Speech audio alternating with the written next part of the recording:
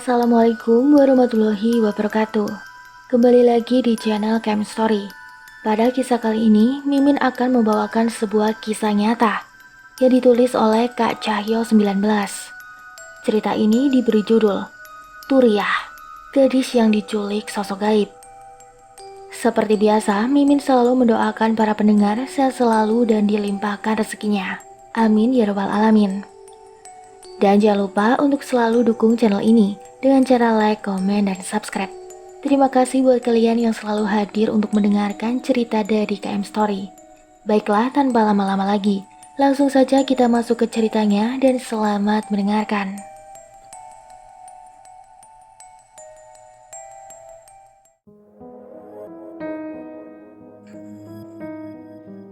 Ini adalah sebuah cerita dari salah satu desa di Jawa Tengah, tepat di mana saya tinggal. Kenalkan, nama saya Turiah. Umur saya sekarang menginjak 20 tahun. Selepas kejadian 14 tahun yang lalu, saya hilang dan menggegerkan kampung. Waktu itu tahun 2010. Saya termasuk perempuan yang tomboy dan bandel.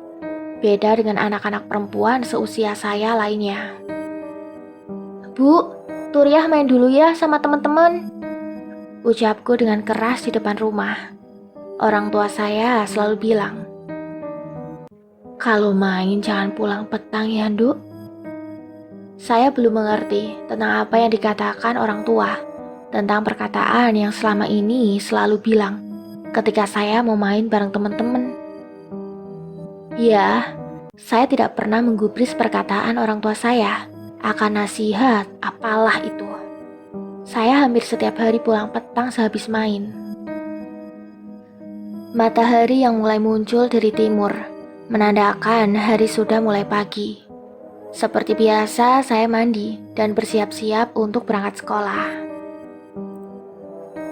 Tur, nanti ibu mau ke rumah Bude. Kalau Turiah mau ikut ibu, nanti di sekolah ibu jemput, ucap ibuku yang memberitahu. Tidak bu, Turiah tidak mau ikut, ucapku sambil menyantap makanan yang tersedia di meja makan. Saya hanya tinggal bersama ibu di rumah. Sudah hampir 3 tahun kepergian ayah saya karena penyakit jantung. Ibu saya bekerja sebagai pembantu rumah tangga untuk menghidupi saya. Dulu ayah saya bekerja pembuat batu bata. Alhamdulillah, karena kerja keras ayah, rumah yang semula reot sekarang sudah ditembok.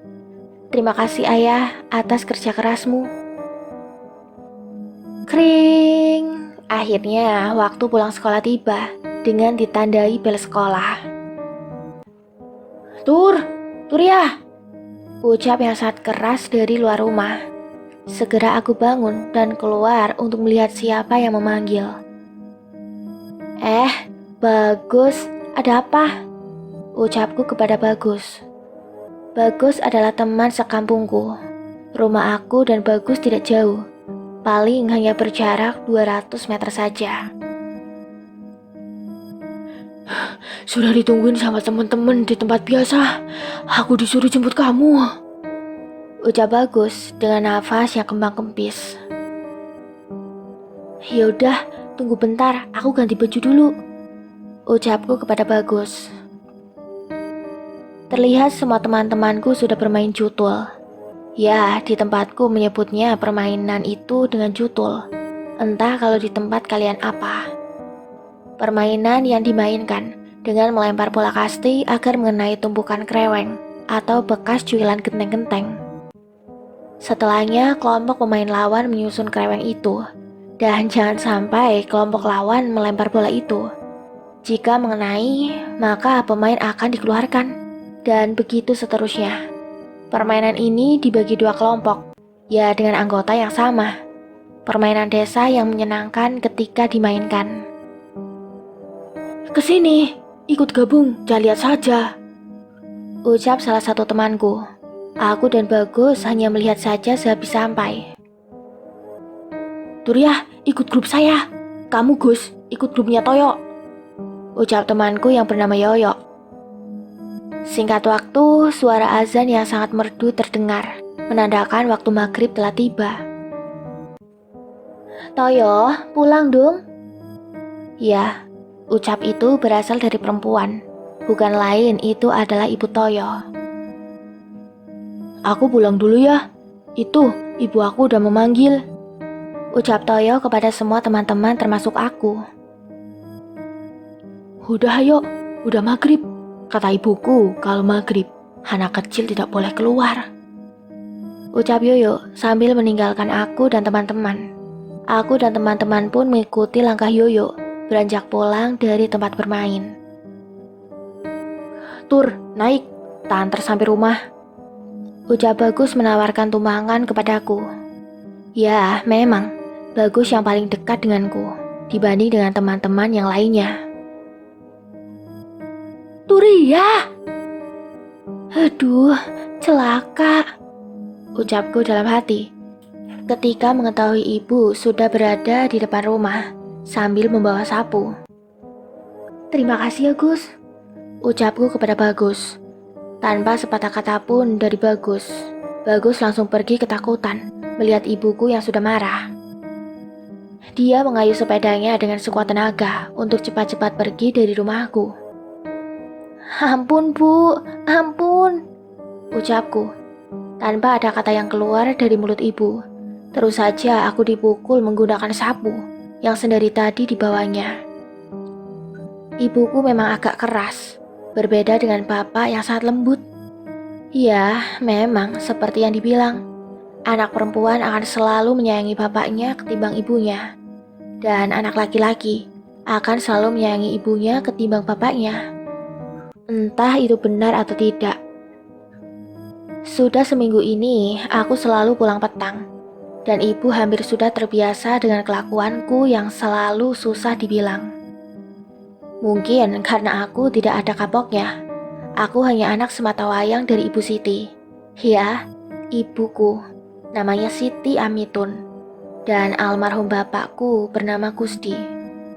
Ibuku terbilang yang wataknya sangat keras, namun hatinya sangat lembut seperti bidadari.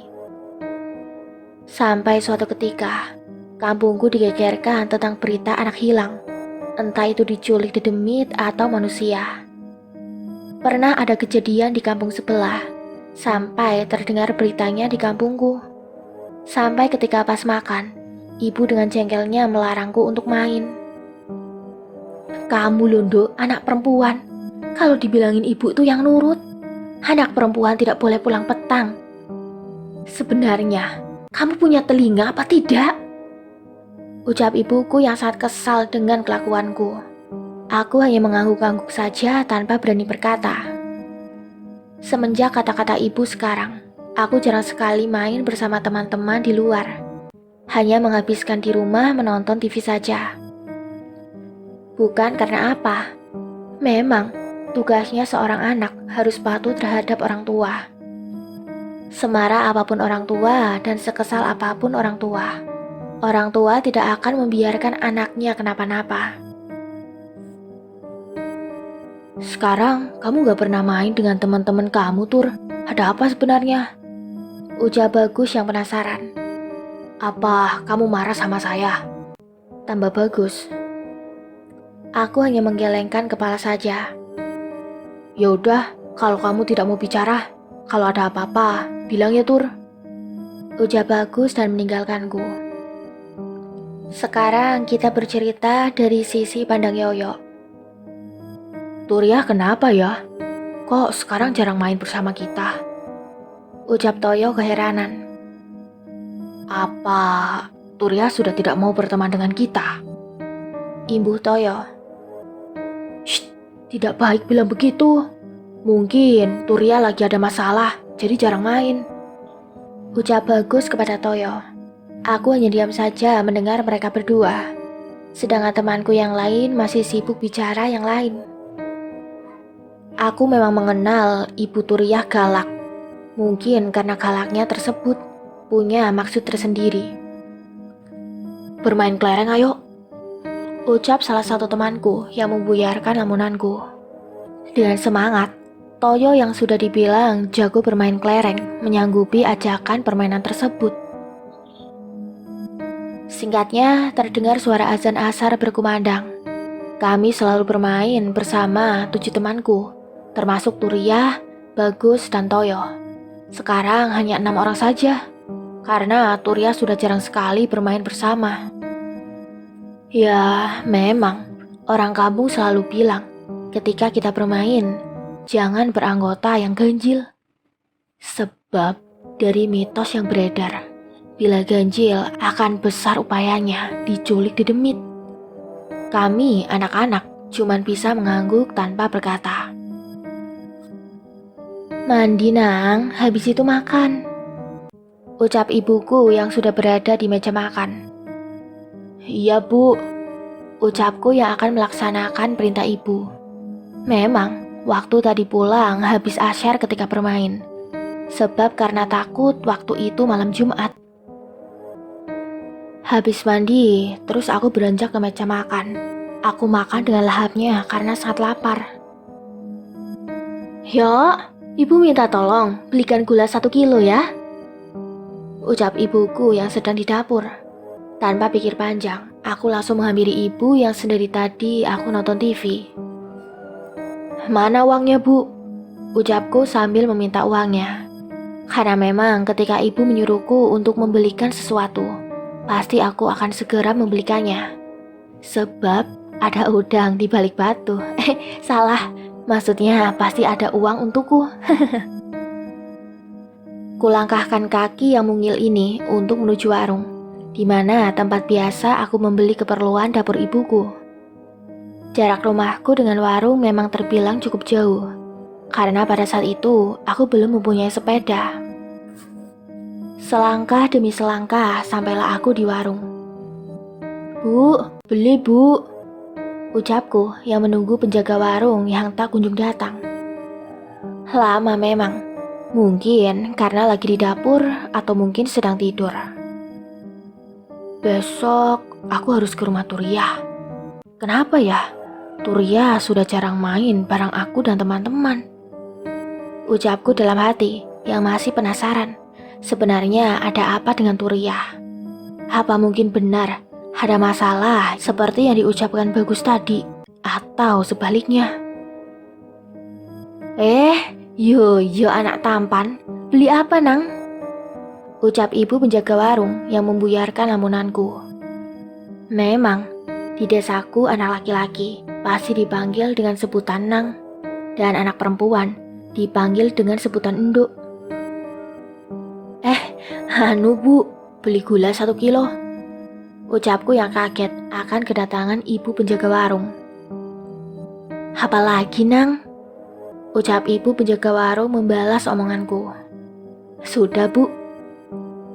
Singkat waktu malam harinya, angin terasa lebih dingin, entah karena apa. Padahal desaku jauh dari lereng pegunungan. Padahal waktu itu masih sekitar jam 6:30. Apa karena mungkin waktu itu malam Jumat Kliwon. Padahal siang tadi cuaca sangat panas. Lalu terdengar suara azan Isya. Segera aku menunaikan ibadah yang harus aku laksanakan. Badan yang sangat letih sehabis tadi main. Apalagi tadi jalan kaki membelikan ibu gula. Dan sampai akhirnya suara yang entah berasal dari mana. Aku yang sendiri tadi merebahkan badan, tiba-tiba mendengar suara itu.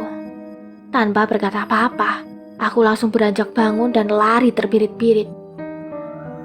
Ibu, ada orang ketawa bu. Ucapku yang sangat keras.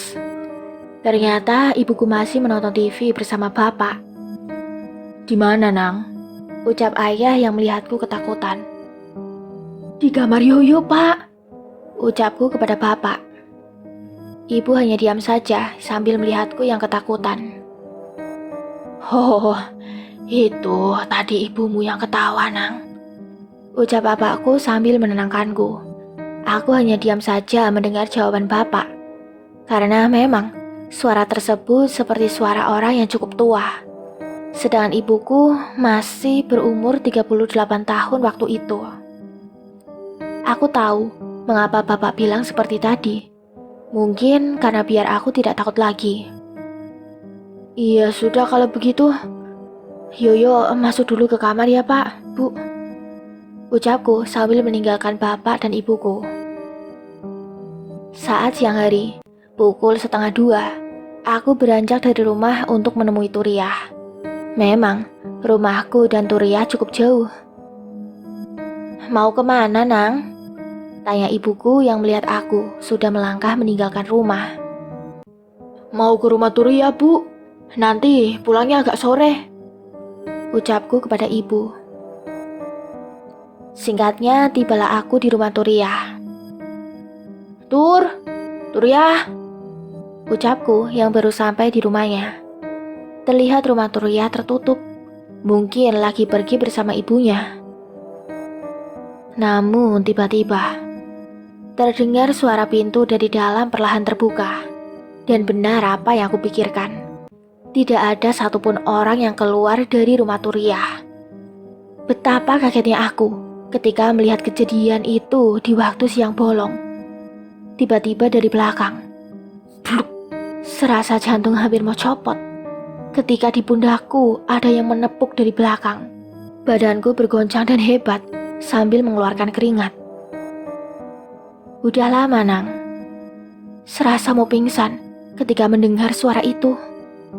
Perlahan aku menengok ke belakang dan betapa kagetnya aku. Ternyata itu Ibu Siti, ibunya Turiah. Aku yang masih ketakutan dan keringat yang keluar begitu deras masih tidak menyangka. Enggak, Bu. Baru saja saya nyampai kok. Ucapku yang masih gemetar. Ya sudah, ayo masuk. Ucap Ibu Turiah mengajakku untuk masuk. Tanpa berkata apa-apa, aku langsung saja mengikuti Ibu Turiah dari belakang. Duduk dulu ya, Nang. Tak buatin minum dulu. Ucap Bu Siti sambil berjalan ke dapur. Memang, rumah Turiah sekarang sudah jadi megah. Oh, bukan megah, tapi bisa dikatakan nyaman ketimbang dulu yang mau rubuh ketika terkena angin. Kulihat sekeliling, melihat ke sudut demi sudut. Betapa bagusnya rumah ini di waktu itu. Semoga saja Bapak bisa membuatkanku rumah seperti ini. Ucapku dalam hati yang ingin sekali mempunyai rumah seperti milik Bu Siti. Rumahku memang belum tembok seperti rumah Turiah. Rumah yang hanya berdinding papan dan beralaskan tanah. Ketika di musim hujan, pasti becek seperti sawah. Tapi tidak sebecek sawah juga. Nah, ini diminum dulu ya, Nang. Ucap Bu Siti sambil meletakkan minum dan berupa jajan. Iya, Bu, terima kasih. Ucapku kepada Bu Siti. Bu Siti ini mempunyai paras yang sangat cantik, seperti Turiah. Tanpa baluran make up di raut wajahnya pun masih terlihat cantik. Lelaki yang melihatnya pasti akan jatuh cinta kepadanya pada pandangan pertama. Ya, begitulah lelaki. Paras yang menawan akan selalu menjadi incarannya. Ada apa, Nang? Tumben main kesini? Ucap Bu Siti kepadaku. Bu, belum sempat aku melanjutkan omonganku. Ya sudah, besok Bu Siti ke rumahmu ya, Nang. Sudah lama Bu Siti gak pernah ke rumahmu. Ucap Bu Siti yang memotong pembicaraanku. Iya Bu. Saya kesini mau ketemu Turiah, Bu. Turiahnya ada, Bu. Ucapku padanya. Entah apa yang dipikirkan Bu Siti tentang kedatanganku. Kenapa dia berbicara seperti itu? Tidak mungkin juga aku bertanya, kan? Duk, Cah Ayu, dicariin Yoyo ini. Ucap Bu Siti yang memanggil Turiah. Tidak berselang lama, sesosok wanita seumuranku keluar dari pintu kamar. Betapa cantiknya Turiah. Andai bukan temanku, pasti aku sudah bilang ke ibuku untuk menjodohkanku dengan Turia. Haha, memang dulu di kampungku masih ada tentang perjodohan, walau usia masih terbilang balita. Sosok wanita yang berambut panjang menggunakan baju ala kadarnya di desa. Sangat cantik. Begitu aku yang selalu memandangi wajah Turia. Tur, sebenarnya kenapa? Kok nggak pernah main bareng lagi? Ucapku pada Turia membuka pembicaraan. Iya Yok, kamu pernah dengar kemarin ada anak hilang di desa? Ucap Turia kepadaku. Memang, waktu itu pernah hilang anak-anak yang tengah main. Beredar beritanya katanya diculik dedemit. Habis itu aku dimarahin ibuku. Dan itulah penyebabnya aku jarang main lagi. Imbu Turia. Kan masih katanya Tur, ucapku padanya. Entahlah Yok, saya sendiri juga tidak paham. Biarkan saja, kata Turia padaku. Aku sendiri masih belum percaya kalau setan atau makhluk halus bisa menculik manusia. Apa itu hanya sekedar dongeng atau sebaliknya? Tanpa dongengan yang penting kala itu, hanya sekedar penasaranku saja, yang ingin tahu apa yang sebenarnya terjadi pada Turia. Ternyata, ya memang, Bu Siti hanya mempunyai Turia saja yang menemaninya. Turia, ibu mau pergi kondangan. Ingat pesan ibu ya, jangan di luar pas petang. Ucap Bu Siti yang bergegas pergi. Kulihat Turia hanya mengangguk saja, tanda bahwa dia mengerti. Waktu itu menunjukkan pukul sekitar jam 4. Sinar matahari yang sangat cerah sekali. Memang, bulan itu bukan waktunya musim penghujan. Aku dan Turia hanya terus saja bermain. Hanya kami berdua kala itu. Permainan apa yang dilakukan yang hanya beranggotakan 2 orang? Ya, memang benar. Hanya permainan ABC-an saja kala itu. Sambil duduk di teras rumah Turia. Rumah Turia memang terbilang sejuk. Lantaran depan rumahnya ada pohon mangga dan belimbing. Andai waktu itu musim buah, pasti aku sudah sendiri tadi memetik dan memakannya. Lalu terdengar suara azan berkumandang dari sebuah musola yang tak jauh dari rumah Turia. Terlihat orang-orang yang lagi berjalan menuju musola untuk menunaikan sholat maghrib. Ibumu kok belum pulang ya Tur? Ucapku padanya. Paling lagi jalan pulang Yok. Aku pulang dulu ya Tur. Aku tadi bilang ibu mau pulang sore, tapi sampai petang belum pulang. Ibuku sudah nungguin. Kataku yang ingin berpamitan dengan Turia. Bentarlah Yok, apa kamu tidak kasihan denganku di rumah sendirian? Tunggu ibuku pulang dulu ya, sebentar lagi, kata Turia yang tidak mau aku tinggalkan. Asik, akulah Yoyo, sang lelaki gagah dan perkasa. Harus melindungi kamu Turia, calon kekasihku, gerutuku dalam hati. Petang itu udara yang mulai berhembus kencang. Nuansa malam di pedesaan yang amat cukup mencekam. Memang, rumah penduduk desa di sini waktu itu masih jarang. Rumah Turia pun kanan kirinya yang berupa kebun. Depan rumah hamparan sawah yang luas. Jadi bisa dibayangkan betapa ngerinya waktu itu. Dingin memang kala itu. Kenapa aku yang merasakan kedinginan, sementara Turia tidak merasakan kedinginan? Apakah Turia berkulit buaya atau hewan yang lain yang kulitnya sangat tebal? Entahlah. Waktu terasa berputar sangat lama. Detik demi detik, menit demi menit, sampai terlihat Turia yang berdahak. Kenapa Tur? Tak ambilin minum sebentar ya? Ucapku yang langsung beranjak ke dalam rumah mengambilkan minum untuk Turia. Tak kunjung pulang Bu Siti selepas berpamitan tadi kepada Turia. Apakah lagi perjalanan pulang? Atau lagi ngerumi bareng emak-emak yang lain? Ini, minum dulu, Tur, kataku sambil memberikan gelas kepada Turia yang berisikan air putih. Namun sayang, Turia tidak menggubris omonganku. Bahkan, Turia hanya sesekali batuk. Kuletakkan gelas yang berisikan air di meja samping Turia. Betapa kagetnya aku ketika mendengar ketawa Turia. Tadi yang matanya sayu, sekarang jadi melotot ke arahku.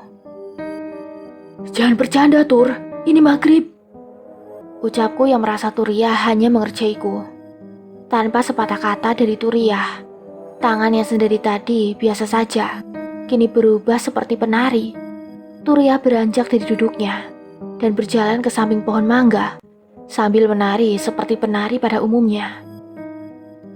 Tubuh mungilnya menari dengan lincah, seperti sudah memahami gerakan demi gerakan. Cukup lama Turia menari. Aku hanya memperhatikannya saja, karena mungkin Turia sedang mengerjaiku. Sampai salah satu dari orang-orang yang habis dari musola melihat Turia sedang menari. Segera orang itu berlari ke arah Turia. Turia kenapa, Yok?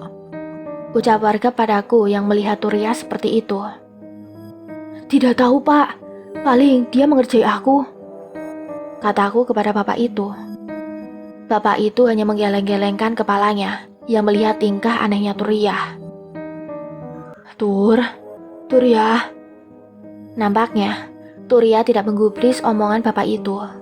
Terus saja Turia menunjukkan tarian tersebut. Tiba-tiba terdengar dari mulut Turia. Hanya sesekali terdengar suara ketawa yang keluar dari mulutnya. Bapak itu langsung lari ke musola untuk meminta bantuan. Tidak berselang lama, terlihat seseorang dengan perawakan cukup tua. Bukan tak lain, itu adalah Pak Ahmad, kiai desa ini. Terlihat Pak Ahmad mendekat kepada Turia. Kenapa dia, Yo? Ucap Pak Ahmad kepadaku. Tidak tahu, Yai. Habis maghrib, Turia langsung kayak gini. Ucapku membalas omongan Pak Ahmad. Kenapa Turia sebenarnya? Apakah Turia kesurupan atau hanya bercanda? Turia, dengar suaranya Pak Ahmad ya. Ucap Pak Ahmad kepada Turia. Tapi Turia tetap saja tidak menggubris omongan tersebut. Hanya batuk yang keluar dari mulutnya. Suara tawa itu terdengar lagi. Tawa yang keluar dari mulut Turia. Ini kesurupan, Yoyo. Kenapa kamu tidak minta tolong ke orang-orang? Ucap Pak Ahmad yang menyadari bahwa Turia kerasukan. Maaf, Yai. Taunya saya, Turia cuma mengerjai saya, bukan kerasukan. Ucapku yang agak gemetar. Memang yang ku tahu, Turia suka bercanda kepada teman-temannya. Makanya aku biarkan saja Turia sendiri tadi.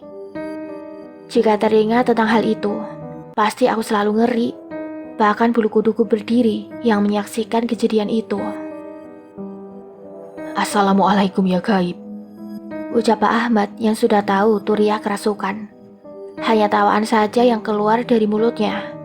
Terus saja Turia menari dengan lincahnya, seperti di panggung pementasan. Kalau saya boleh tahu, nama kamu siapa? Tanya Pak Ahmad kepada Turia. Nyai Sumberwati. Ucap yang keluar dari mulut Turia sambil terus menari. Kenapa bisa sebodoh ini aku? Ketika melihat temanku kerasukan, aku hanya diam saja, bukannya meminta bantuan. Terlihat Pak Ahmad sedang berinteraksi dengan sosok makhluk Nyi Sumbar tersebut yang merasuki tubuh dari Turia. Angin berhembus tak kalah hebat dari yang tadi, seakan-akan menyambut kedatangan Nyi Sumbar. Kini gerakan Turia sudah menjadi-jadi. Sepertinya Nyi Sumbar sangat senang berada di tubuh Turia. Sampai terdengar, kalau tidak mau keluar dengan cara halus, tak paksa keluar dengan cara kasar, kata Pak Ahmad yang kini terlihat jengkel. Keluarin saja kalau mampu. ucap Nyi Sumbar yang merasuki tubuh Turiah. Nampaknya Turiah tidak bergeming dengan bentakan Pak Ahmad. Malah ditantangnya Pak Ahmad. Terdengar Pak Ahmad membaca bacaan surat-surat pendek. Bukannya Turiah takut, malah sebaliknya. Turiah malah menirukan bacaan surat-surat dari Pak Ahmad dengan lancarnya sambil terus-terusan menari. Siapa sebenarnya sosok Nyi Sumbar? Bukannya dedemit kalau mendengar bacaan surat-surat Al-Quran, dia akan kepanasan. Tapi kenapa ini malah sebaliknya? Suara Nyi Sumbar seolah-olah mengajak Pak Ahmad dengan ketawanya yang sangat lantang. Aku yang melihat hanya bisa memaku tanpa bisa berbuat apa-apa. Benar-benar kejadian yang membuat bulu kuduku berdiri. Terlihat Pak Ahmad masih terus saja mulutnya berkomat kamit. Sampai brak, sebuah benda terjatuh, entah itu dari mana asalnya. Terdengar sangat keras bunyi suara itu. Ku tengok sekeliling di mana arah suara tersebut. Mataku tertuju di sebuah tepat di bawah pohon belimbing. Tampak samar-samar yang kulihat. Bentuknya yang bulat. Ada sepasang cahaya kecil seperti mata. Apakah itu? Aku hanya bisa menerka saja. Panggilkan Mbah Gendikes, ucap Pak Ahmad kepada warga tersebut. Tanpa berkata apa-apa lagi, bapak yang bernama Sukes tersebut langsung berlari untuk menuju ke rumah Mbah Geni. Siapakah Mbah Geni? Sampai-sampai Pak Ahmad harus meminta bantuan kepadanya. Pak Ahmad masih tak henti-hentinya membaca surat-surat suci Al-Quran. Andai waktu itu aku bisa lari, mungkin aku akan lari. Tapi entah kenapa, kaki seakan-akan berat digerakkan, seperti ada yang memegangi.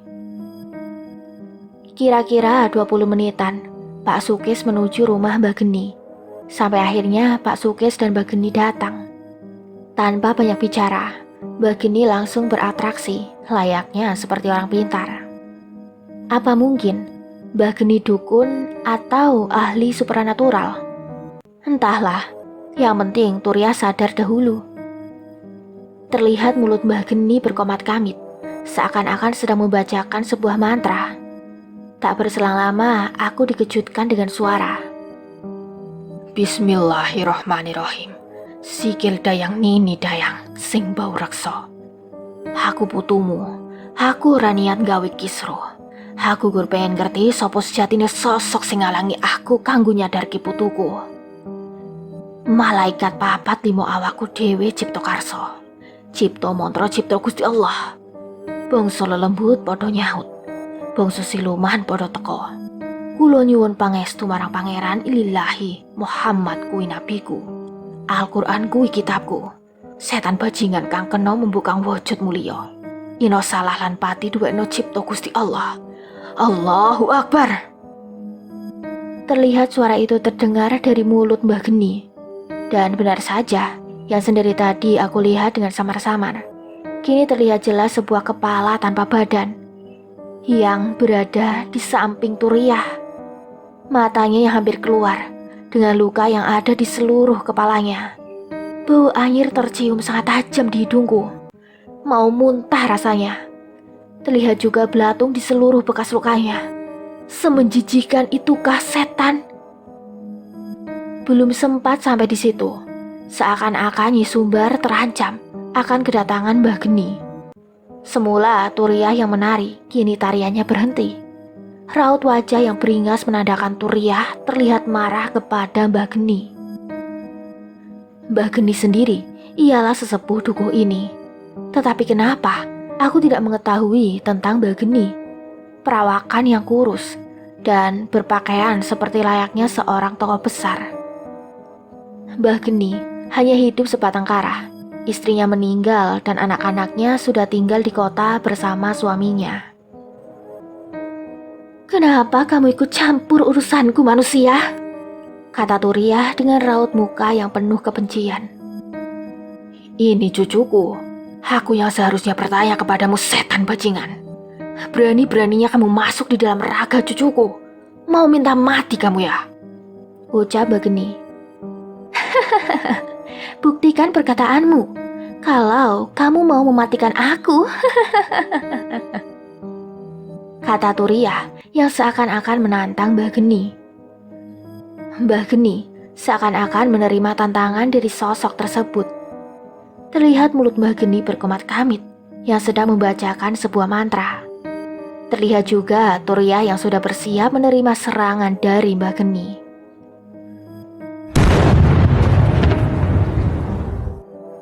Sebuah ledakan terjadi sampai menimbulkan api. Turia dan Mbah Geni sama-sama terpental. Mbah Geni kembali berdiri dan lagi-lagi mulutnya berkomat-kamit. Langit yang tadinya cerah kini menjadi sangat gelap. Suara petir pun sesekali bermunculan. Pak Ahmad juga tidak tinggal diam. Mulut Pak Ahmad terus saja komat-kamit. Hanya terduduk bersilah dan matanya yang terpejam. Aku dan Pak Sukis hanya melihat saja sambil membaca surat-surat yang bisa aku baca. Semoga ini hanya mimpi, gerutuku sendiri. Tapi nyatanya tidak. Ini memang benar-benar kenyataan. Hujan turun dengan derasnya. Seakan-akan langit pun ikut menangis melihat pertikaian ini. Nampak Mbah Geni tidak sedikit pun gentar akan serangan dari Nyi Sumbar dan setan kepala tanpa badan. Serangan demi serangan yang diluncurkan. Terlihat Mbah Geni semakin kewalahan menghadapi Nyi Sumbar dan setan tersebut. Sesekali Mbah Geni terpental ke belakang. Sampai... Setan bajingan! Ucap Mbah Geni yang merasa sudah sangat marah. Bismillahirrohmanirrohim. Carmuncar jage pangeran. Sengkolo ireng sengkolo lumarang. Milo milo milo Allahu Akbar. Terdengar sangat lantang bacaan dari Mbah Geni tersebut, disertai dengan angin dan petir yang begitu menggelegar. Terbentarlah Turia seusai Mbah Geni membacakan mantra tersebut. Kini Turia tidak bereaksi apa-apa. Bantu anak perempuan itu, Kis, ucap Mbah Geni yang meminta tolong kepada Pak Sukis. Segera saja Pak Sukis bergegas lari ke arah Turia. Dibawalah Turia ke dalam rumah. Aku yang hanya melihat kejadian tersebut masih saja terus bergetar tubuh ini. Terlihat Pak Ahmad yang membantu Mbah Geni berdiri dan mulai berjalan menuju rumah Turia. Sambil sekali keluar darah dari mulut Mbah Geni yang sangat kental. Turia gimana, Mbah? Tanya Pak Ahmad kepada Mbah Geni. Sementara ini tidak apa-apa. Besok-besok lagi kalau ada apa-apa sama cucuku di desa ini, secepatnya kasih tahu aku. Ucap Mbah Geni yang sesekali batuk-batuk.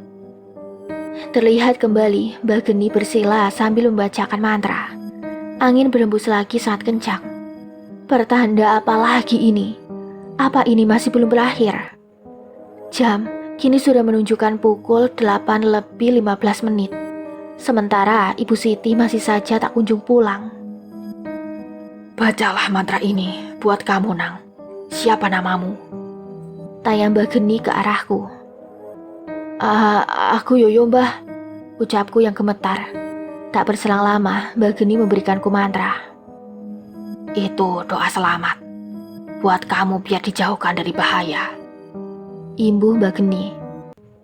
Iya, Mbah, terima kasih, ucapku kepada Mbah Geni. Mungkin Mbah Geni tidak ingin kejadian ini terulang 2 kali. Tidak berselang lama.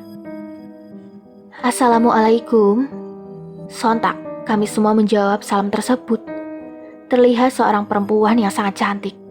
Ya, itu adalah Bu Siti, Ibu Turia. Spontan, Bu Siti menangis melihat anaknya yang terbaring di ruang tamu. Mungkin Bu Siti menangis lantaran mengetahui Mbah Geni yang ada di rumahnya. Mungkin Bu Siti tahu tentang Mbah Geni. Ada apa ini, Mbah? Kata Bu Siti sambil menangis. Tidak ada apa-apa, ucap Mbah Geni dengan santainya. Terlihat Mbah Geni merogoh kantongnya yang sedang mencari sesuatu. Terlihat bungkusan rokok yang dikeluarkan Mbah Geni. Diambillah 1 batang rokok dan segera Mbah Geni menyulutnya. Terlihat asap yang keluar dari mulut Mbah Geni. Kenapa? Kejadian seperti ini, Mbak Geni masih terlihat santai. Bukankah kejadian seperti ini sangat mengerikan?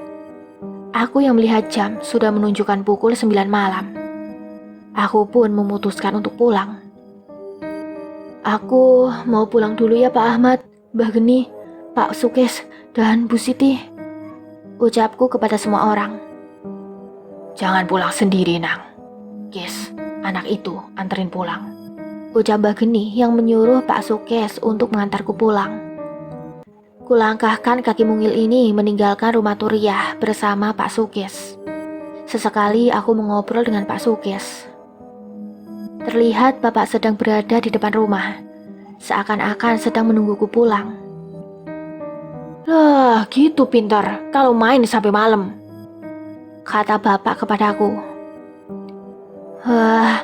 Anu Pak. Belum sempat aku melanjutkan perkataanku, Pak Sukes langsung membalas omongan Bapak. Tadi anakmu itu di rumah Turiah. Turiahnya habis kerasukan. Gak mungkin kalau tiba-tiba anakmu pulang, kata Pak Sukes. Oh ya sudah, kamu masuk, mandi, sholat, habis itu makan. Bapak mau bicara sama orang ini, kata Bapak kepadaku. Bergegas aku masuk ke rumah, karena sudah menggigil tubuh ini. Langsung saja aku ke kamar mandi. Entah apa yang akan dibicarakan bapakku kepada Pak Sukes. Biarlah, yang penting aku tidak dapat omelan dari bapakku. Singkat waktu, keesokan harinya, cahaya matahari yang masuk dari sela-sela dinding kamarku menandakan hari sudah pagi. Bergegas aku melangkah ke kamar mandi dan bersiap-siap untuk berangkat sekolah. Aku masih saja teringat kejadian semalam. Kenapa tidak bisa pergi dari pikiranku? Yoyo berangkat dulu ya, Pak, Bu, ucapku kepada orang tuaku yang sedang berada di meja makan. Lah, tidak makan dulu, Nang? Tanya bapakku. Nanti saja di sekolah, Pak. Ya sudah, ini uang jajannya. Hati-hati, jangan sampai kejadian semalam terjadi pada kamu, kata bapak berpesan. Aku hanya mengangguk saja. Segera aku langkahkan kakiku meninggalkan rumah dan menuju sekolah. Kira-kira aku berjalan kurang lebih 15 menit, sampai juga aku di sekolah. Memang terbilang jarak rumahku dengan sekolah tidak terlalu jauh. Pagi itu suasana cukup sejuk. Genangan air yang berada di pinggir jalan. Sesekali aku harus berjalan lenggak-lenggok layaknya seperti ular. Kring. Bel sekolah sudah berbunyi, menandakan waktu istirahat pertama. Kulangkahkan kaki mungil ini menuju ke kantin untuk membeli sarapan. Seusai sarapan, kulangkahkan lagi meninggalkan kantin. Terlihat Bagus, Toyo, dan 3 yang lainnya sedang duduk. Entah mereka lagi membicarakan apa. Lalu aku hampiri mereka saja. Kemudian kuceritakan semua kejadian semalam yang menimpa Turiah. Tak lupa juga aku menceritakan kenapa Turiah tidak lagi bermain bersama kita. Terlihat wajah Toyo begitu muram mendengar cerita dariku. Teman-teman, pulang sekolah kita ke rumah Turiah yuk. Sekedar untuk menjenguk dia, ucap salah satu temanku dengan spontan. Tanpa jawaban yang keluar dari mulut kita semua, hanya anggukan saja yang mengiyakan ajakan tersebut. Oke, kalau gitu kumpul di rumah Bagus ya, ibunya lagi. Singkat cerita, kita berjalan menuju rumah Turiah. Perjalanan yang dipenuhi dengan candaan menjadikan kehangatan tersendiri. Tak jarang kami bertemu para warga yang tengah mau pulang dari ladang atau sawah. Assalamualaikum, ucap Toyo. Kira-kira 5 menitan kami semua berdiri di depan rumah Turiah. Tidak ada jawaban apa-apa yang terdengar dari dalam. Turiah sama ibunya gak di rumah kayaknya, ucap salah satu temanku. Tungguin saja, mungkin ibunya lagi di dapur. Dicoba lagi, ucapku. Tak lama seusai salah satu temanku mencoba kembali, memastikan ada orang atau tidak, tiba-tiba terdengar jawaban salam dari rumah. Terlihat suara pintu terbuka. berdiri seseorang yang sangat cantik, berpakaian yang sangat rapi. Tak lain itu adalah ibu dari Turia yang kelihatannya mau keluar. Bu Siti, Turianya ada bu? Tanya Toyo kepada Bu Siti. Oh, Turia, itu di kamarnya. Turia lagi istirahat. Masuk saja, nggak apa-apa. Segera kami semua masuk ke dalam rumah Bu Siti. Terlihat Bu Siti langsung berpamitan dengan kami. Bu Siti mau pergi dulu ya Nang. Buat kamu yuk, tolong jagain Turia. Jangan sampai kejadian semalam terulang lagi. Pesan Bu Siti. Kami semua yang mengangguk. Bu Siti mulai melangkah meninggalkan rumah. Kami semua langsung menuju kamar Turia yang tak terkunci. Ternyata Turia sedang tertidur saat pulas. Tak tega bila kami membangunkannya. Kami putuskan untuk keluar rumah dan bermain di halaman rumah Turia sampai terbangun dari tidurnya.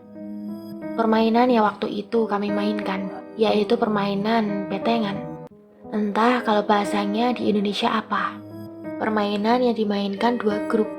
Satu grup terdiri dari 3 orang, bahkan lebih. Aturan mainnya pun saling menjaga kerajaan atau pohon, di mana bila salah satu grup lawan terkena, maka akan menjadi tawanan grup tersebut. Masih belum jelas? Coba kalian tanyakan saja sama Mbak Google, permainan itu apa namanya. Lama kami bermain permainan tersebut, sampai kami tidak menyadari keberadaan Turia yang tengah duduk di teras rumah. Segera kami semua menghentikan permainan dan berlari menuju kepada Turia. Gimana keadaan kamu, Tur? Kejadiannya gimana? Rasanya gimana sebelum kesurupan, Tur? Banyak sekali pertanyaan-pertanyaan yang dilontarkan teman-temanku kepada Turia. Turia hanya terlihat diam tanpa membalas omongan dari teman-temannya tersebut. Lama kita mengobrol, tak terasa hari sudah mulai petang. Tapi ibu Turia masih tak kunjung pulang. Kenapa perasaan ini saat gelisah, mengingat kejadian kemarin? Segera aku ajak semua teman-temanku untuk masuk ke dalam rumah. Karena aku tak ingin kejadian kemarin akan terulang lagi. Singkatnya terdengar azan Isya berkumandang. Tapi Ibu Turia masih tak kunjung pulang. Kemana sebenarnya Ibu Siti? Belakangan ini, kata Turia, Bu Siti sering berpergian dan pulang selalu larut malam. Singkat cerita, kami sudah berada di rumah masing-masing. Hari demi hari kami lewati tanpa Turia yang ikut bermain. Sudah terbiasa nampaknya semua teman-temanku. Genap 2 bulan, Turia sudah tidak main bersama karena kejadian yang menggegerkan warga kampung itu. Kali ini saya akan bercerita melalui sisi pandang Bu Siti.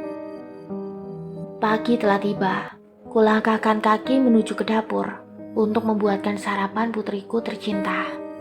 Bau harum yang tercium dari hidungku ketika aku masukkan racikan bumbu istimewa ke dalam wajan. Turia, anak cantik, bangun yuk, mandi, makan. Habis itu berangkat sekolah, ucapku sembari membangunkan Turia. Terlihat putriku ini beranjak bangun dari tempat tidur dan melangkah menuju kamar mandi. Aku berjalan keluar untuk melihat sekeliling teras rumah. Terlihat daun-daun jatuh yang berserakan di depan rumah. Kulangkahkan kakiku menuju dapur untuk mengambil sapu guna membersihkan teras rumah. Hanya beberapa warga yang lalu lalang kala itu untuk pergi ke ladangnya. Monggo Bu Siti, kata salah satunya. Iya, silakan Bu, jawabku sambil tersenyum kepada penduduk. Hampir terlihat bersih depan rumahku yang sendari tadi aku sapu. Nampaknya aku melihat ada sebuah tulisan di atas tanah yang tertumpuk di daunan. Segera aku bersihkan dan coba aku baca untuk membacanya. Tulisan yang berwarna merah darah. Entah siapa yang jahil. Bertuliskan, hilang. Pertanda apakah ini? Gerutuku sendiri. Kuusap dahiku. Semoga saja tidak terjadi apa-apa. Kutepis pikiran burukku itu, biar tidak terfikirkan lagi di pikiranku. Bu, Turia berangkat sekolah dulu ya, kata putriku yang membuyarkan lamunanku. Hei iya Nduk, hati-hati. Anak yang mungil yang mempunyai paras cantik berjalan meninggalkan rumah guna menuntut ilmu. Kulihat Turia sudah jauh meninggalkan rumah. Segera aku pergi ke dapur untuk mengambil air dan membersihkan tulisan tersebut. Aneh, kenapa tulisan ini tidak mau hilang? Malah sebaliknya, tulisan ini justru semakin terlihat jelas. Ada apa sebenarnya semua ini? Siapa yang iseng menulis seperti ini? Sekitar pukul 10-11 kala itu, pekerjaan rumah sudah selesai semuanya. Mulai dari memasak, ngepel, nyapu, nyuci baju, dan lain-lain. Tak terasa mata begitu beratnya untuk terbuka. Bahkan ucapan salam tanda Turiah pulang pun aku tidak mendengarnya. Aku terbangun kira-kira pukul 3 atau 4 sore kala itu. Ku segerakan mencari Turiah, karena aku ingin keluar waktu itu. Ternyata Turiah lagi tidur di kamarnya. Segera aku berjalan menuju kamar mandi, guna untuk membersihkan diri. Selepas mandi, tak lupa aku berdandan. Seusai berdandan, ku selipkan uang di bawah tudung saji di meja makan. Sambil ku selipkan kertas bertuliskan, Turiah di rumah saja. Jangan pergi main ya, ibu pulang agak larut malam. Segera aku tinggalkan rumah. Singkat cerita, jam sekitar pukul 8-9 malam. Aku sudah hampir di rumah. Betapa kagetnya aku ketika melihat putriku yang tak berada di dalam rumah. Kuselusuri seluruh rumah, sambil sesekali aku memanggil nama putriku. Kulihat tudung saji yang tadi kuselipkan uang, dan juga selembar kertas. Nampaknya sudah tidak ada. Kemana putriku? Di mana Turiah anakku? Hanya gerutuku kala itu. Apa anakku di rumah Bagus atau Yoyo ya? Ucapku dalam hati. Kulangkahkan kakiku menuju rumah Bagus. Sesampainya di sana, Bagus, Bagus, panggilku keras-keras. Ternyata rumah Bagus sepi. Aku mencoba mencari ke tempat lain, yaitu ke rumah si Yoyo. Dan ternyata Yoyo juga tidak ada di rumah. Bahkan rumahnya pun sepi. Kemana ya mereka semua? Ujarku sendiri. Aku pun berjalan akan menuju ke rumah Toyo, hingga aku berpas-pasan dengan Pak Sukis yang langsung menghampiriku. Bu Siti, saya dari tadi nyariin Bu Siti. Loh, kenapa Pak? Ada apa? Tanya aku sedikit panik dan bingung. Turiah Bu. Kenapa dengan Turiah? Turiah hilang Bu. Apa? Maksudnya gimana Pak? Seketika badanku langsung lemas. Pak Sukis menjelaskan bahwasanya Turiah hilang sekitar habis maghrib karena Yoyo yang katanya mau ngasih makanan ke rumahku mendapati rumahku telah terbuka pintunya, dan Yoyo nekat untuk masuk untuk memanggil aku dan Turiah. Namun tidak ada jawaban sama sekali. Hingga sampai Yoyo berjalan ke belakang dan melihat Turiah tengah dipeluk sosok makhluk dengan rambut panjang yang kemudian terbang melesat entah kemana. Kemudian Yoyo berteriak-teriak meminta tolong. Akhirnya semua warga berbondong-bondong pergi ke rumahku untuk memenuhi panggilan dari Yoyo. Mereka pun bergegas mengabari warga yang lain dan langsung mencoba mencari keberadaan Turiah hingga saat ini. Namun dia belum juga ditemukan. Mendengar itu, seketika aku lemas dan pandanganku menjadi gelap. Cerita beralih ke Yoyo. Nang, siap? Tanya Mbak Geni padaku. Aku pun manggut-manggut tanda aku siap. Di sini aku disuruh Mbak Geni untuk menjemput Turiah di alam gaib. Karena jika orang dewasa yang masuk tidak bisa, dikatakan haruslah anak kecil.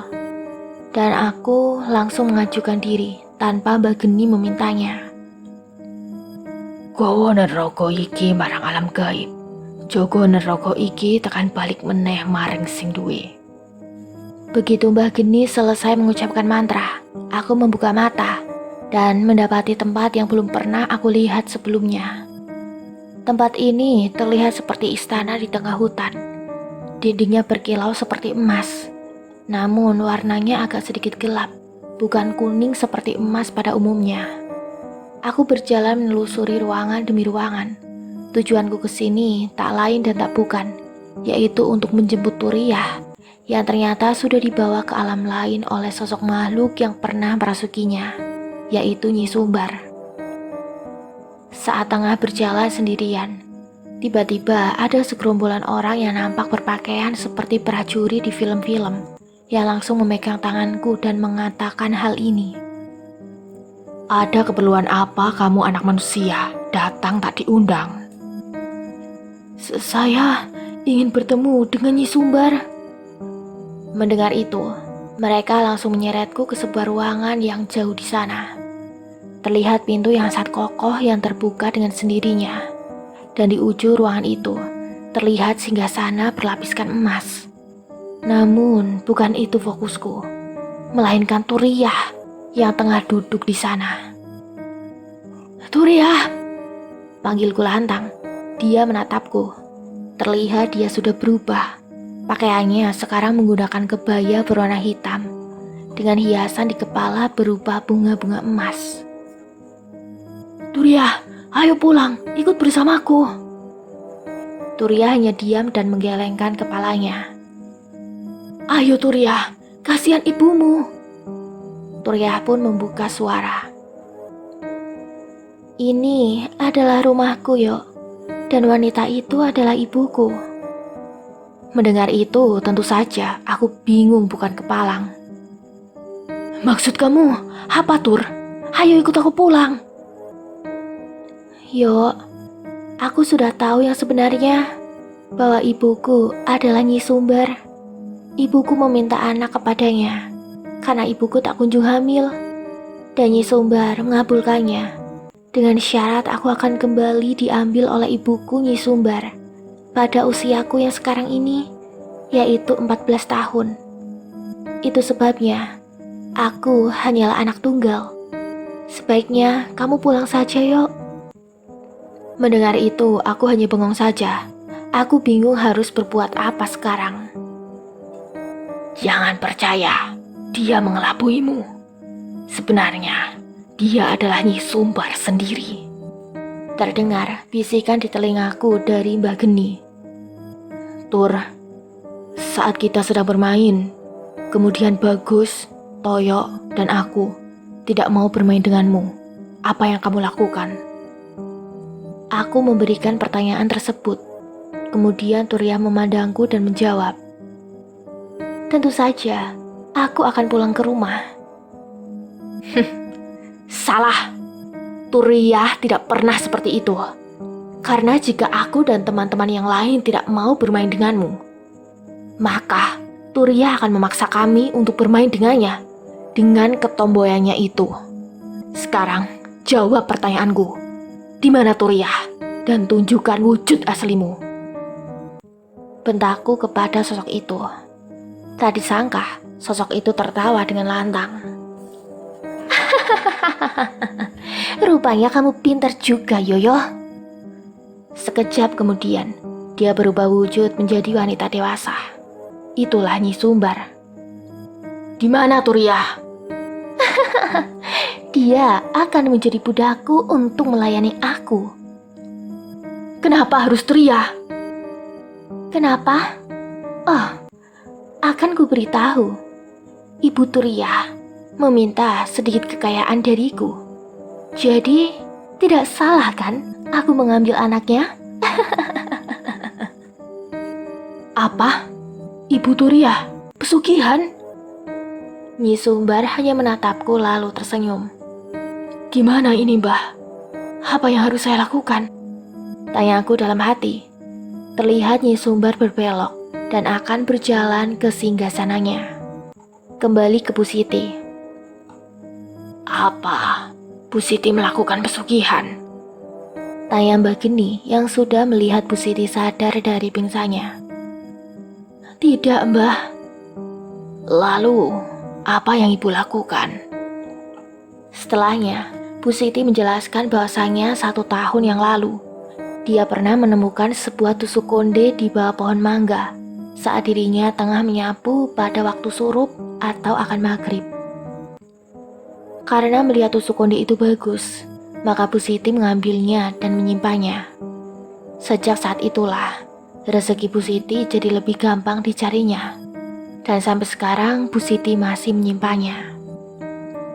Oh, jadi karena itu, mana tusuk konde itu? Tanya Mbak Geni. Di rumah, Mbah. Ambil sekarang dan bawa ke sini. Ternyata Bu Siti sekarang sudah berada di rumah Mbak Geni. Ya, rumahnya terpencil di tengah hutan. Dan dia dibantu Pak Sukis untuk mengambil tusuk konde itu. Terlihat di sana berkumpul semua warga desa yang ikut mencari keberadaan Turiah. Tengah duduk dan menguatkan Bu Siti yang berjalan keluar dari rumah Mbak Geni. Di sisi lain, Yoyo tengah digiring untuk masuk ke dalam sebuah ruangan lain. Yoyo tidak bisa bertindak apa-apa karena Mbak Geni belum membisikkan sesuatu padanya. Sampai akhirnya Yoyo tiba di ruangan yang lembab dan cahayanya sedikit redup. Dia mengedarkan pandangan sampai tertuju pada Turiah yang tengah duduk memegang kedua lututnya. Turiah! Panggil Yoyo yang langsung berlari menghampiri Turiah. Yo! Turiah memeluk Yoyo langsung menangis sejadi-jadinya. Tolong aku, Yo. Tolong aku. Iya, aku akan menolongmu, Tur. Aku mengelus rambut Turiah, sungguh malang nasibnya. Kembali ke Bu Siti yang sudah kembali dari rumah dengan membawa tusuk konde dan langsung menyerahkannya kepada Mbak Geni. Mbak Geni mulai terlihat membaca mantra. Dan tak berselang lama, muncullah sosok kepala menyeramkan di rumah Mbak Geni yang pernah aku lihat kala itu. Mbak Geni mencoba berkomunikasi dengannya, dan tak berselang lama, muncullah Nyi Sumbar di samping sosok kepala itu. Mbak Geni mencoba bernegosiasi dengan Nyi Sumbar untuk menukar Turiah dengan tusuk konde tersebut, yang ternyata tusuk konde itu adalah milik Nyi Sumbar. Ia sengaja menaruhnya di bawah pohon mangga agar ditemukan oleh Bu Siti. Karena memang sedari awal, dia suka dengan Turiah dan ingin membawanya pergi. Itulah sebabnya Nyi Sumbar melakukan dengan cara itu, agar dia punya alasan untuk mengambil Turiah dari ibunya. Tentu saja, Nyi Sumbar menolak negosiasi itu. Dan aku tiba-tiba mendengar bisikan dari Mbak Geni untuk membawa Turiah keluar dari istana itu secara diam-diam. Dan beruntungnya aku, tidak ada penjaga di sana. Aku pun berjalan perlahan dengan menggandeng tangan Turiah untuk keluar dari sana, melewati pintu belakang istana ini yang dituntun oleh Mbak Geni dari bisikannya. Sedangkan di dunia nyata, Mbak Geni sedang mengalihkan Nyi Sumbar dengan mengajaknya untuk berbicara dengan Bu Siti mengenai tusuk konde itu, yang sebelumnya Bu Siti sudah diajak kerjasama dengan Mbak Geni untuk melakukan cara ini. Tidak berselang lama, aku berhasil keluar dengan aman dan aku diperintahkan Mbak Geni untuk segera menjauh dari istana itu. Sampai akhirnya, Kes, sini, panggil Mbak Geni pada Pak Sukis. Suruh para warga cari Turiah di sekitaran hutan sini. Cepat! Pak Sukis manggut-manggut dan segera pergi untuk melaksanakan perintah dari Mbak Geni. Sedangkan aku yang di alam gaib ini mendengar bisikan Mbak Geni untuk duduk diam di salah satu pohon di hutan di alam gaib itu. Aku pun menurut saja dan keputuskan untuk duduk di bawah pohon ketapang.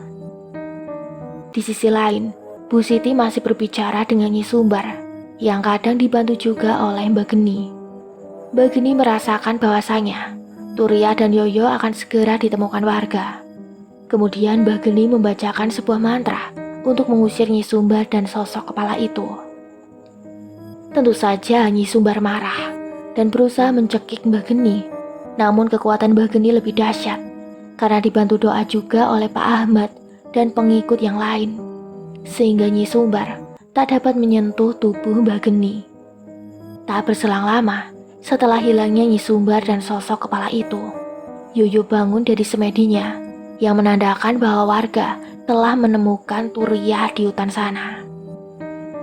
Alhamdulillah, ucap mereka serempak. Bu Siti terlihat masih menangis, dan aku, Yuyu, langsung menenangkan Bu Siti dengan mengatakan bahwa semuanya akan baik-baik saja.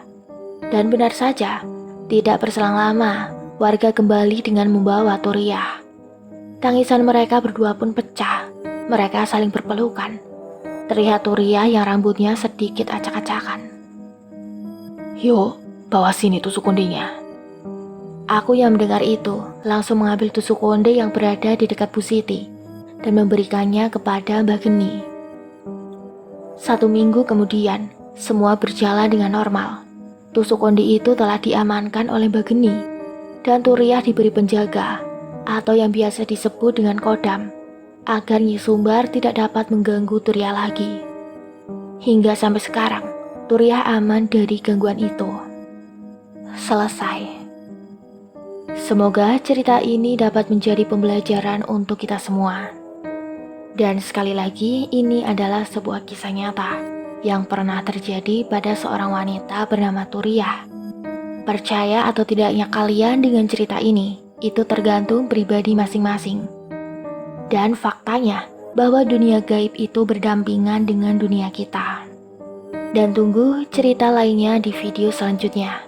Mimin pamit undur diri. Wassalamualaikum warahmatullahi wabarakatuh.